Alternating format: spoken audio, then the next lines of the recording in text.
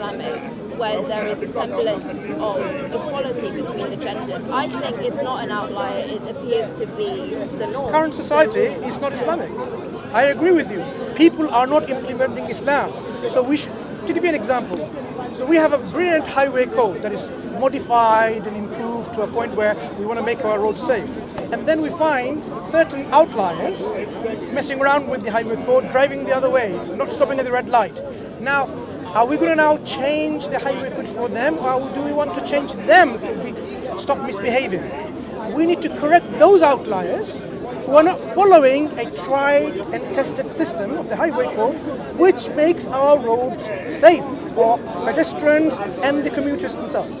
Islam, in its governance, when all the systems in place, education system, social system, criminal system, economic systems, when you are as a whole holistically applied, it has shown us evidence of history that it worked. It worked. It progressed and flourished. When the Queen of England didn't have a bath for a month, we had underground sewage system in the Islamic countries back then. Overground lighting system, right? No. Three stones. Three space, right? So this is how Islam flourished with science, technology, advancements, right? Because of how the Islam was implemented. So we see, because of some of the things I've alluded to already, the regime that has been in place, who are not implementing Islam. If you are not implementing Islam, you're implementing non-Islam. That's what the problem is. These non-Islam that you're going to implement will create problems and destabilization in the society, and it will create harm and corruption which you wouldn't see otherwise when the whole system was implemented in entirety.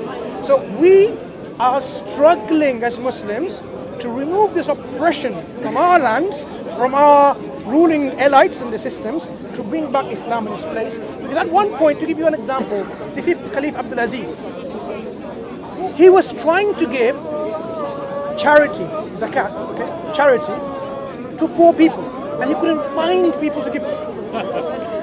So today, this look at how many people are poor. Only for Muslim. Just look at it. Today, not so for many poor people are poor. You mentioned an imbalance and disparity is so big. Only for Muslims. The rich are getting richer, the poor are getting poorer. But Islam, when it was implemented, the Khalif, the ruler of the country, was finding difficult to find. Don't lie, please. Don't lie. Don't lie. The thing is, if he lies, I can just go on. The historical figure. No. Thank you. No, he is saying, thank you. This charity they are collecting, and they are collecting only for Muslims. I can do my own research. Abdul Aziz, yeah? Only for Abdul Aziz. So you can research about his life and his political activities. So he was finding it difficult to find someone to give this zakat. Because the system of zakat, the charity tax, is such that every Muslim, after a certain amount of wealth, they are obliged, mandatory for them to give 2.5% of a surplus wealth to the poor and the needy. Everyone has to do that. So when this is then collected by the state level, it's a lot of money, 2.5% of the wealth, and distributed to the poor have their rights and their shelter and so on and so forth. And not only that, of course, this is an additional bonus. Society, governments need some kind of taxation to function, right? They collect all this tax and so on. my friend, so this, excuse me, if you don't mind. is going. So when Islam collects the terrorism, mandatory charity from the Muslims, the money is going to in the Baitul Mal, in the treasury, it's a large portion people. of money with its other those who are facilities and contributions. It will implement a system in which the poor will have a house over their head, food on their table, education for their children, and so on and so forth.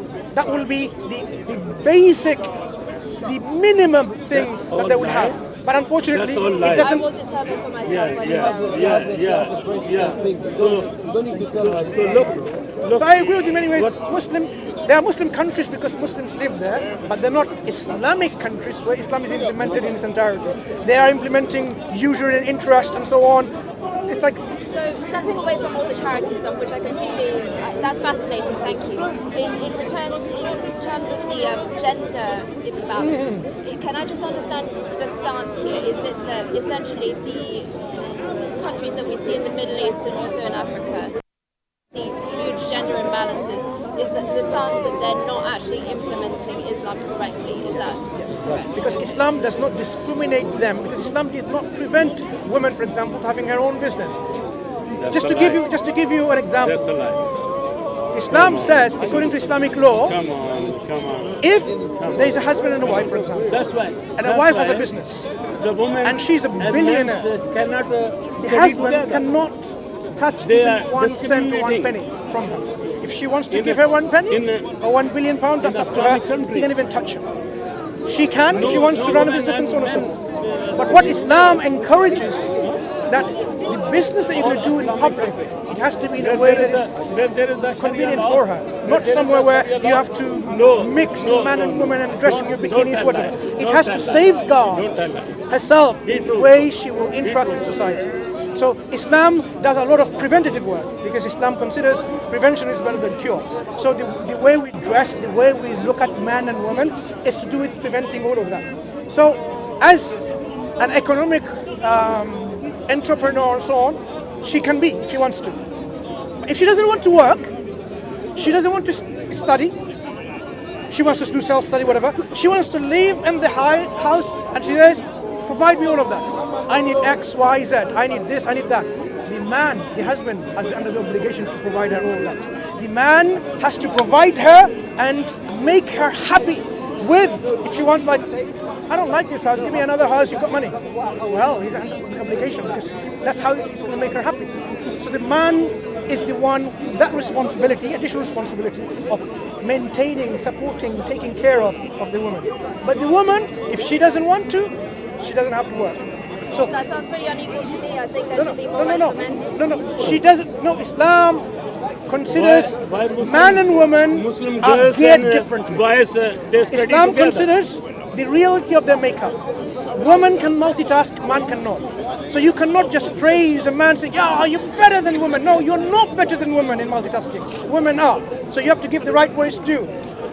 When Islam says men are more in the physique, more muscles and so on and so forth, let them do all the labor's work and so on, and let's spare the women.